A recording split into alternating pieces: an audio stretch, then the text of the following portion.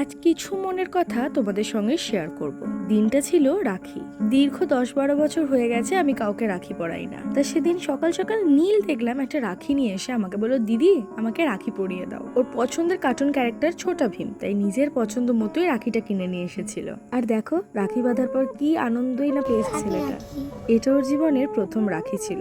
ঘরে কুড়িয়ে বাড়িয়ে খুঁজে পেতে যা চকলেট ছিল সব ওর হাতে দিলাম, আর ও দেখো কি সযত্নে সেগুলো পকেটে ভরছে। এবার বলি আরেকটা ঘটনা। প্রবল বৃষ্টিতে যেখানে কেউ ঘর থেকে বেরোতে পারছে না, সেখানেই আমাদের ইডলি ডোসা দাদা পুরো কাক ভেজা হয়ে ইডলি বিক্রি করছিল। পেটের দায় বোধহয় একেই বলে। তো আমি ভাবলাম চলো আজ রাখির দিন সবাই মিলে জমিয়ে খাবার খাওয়া যাক। কিন্তু ইডলি ছিল এক পিস, তাই আরেক মিস্ত্রি দাদা নিজের ভাগ্যের ইডলিটা নীলকে দিয়ে দিল। ছোটবেলায় মা একটা ছড়া খুব বলতো, তখন তার মানে বুঝিনি, কিন্তু আজ উপলব্ধি করলাম। আপনার এলোয় বিব্রত রহিতে আসে নাই কেহ অবনী পরে, সকলের তরে সকলে আমরা, প্রত্যেকে মোরা পরের তরে।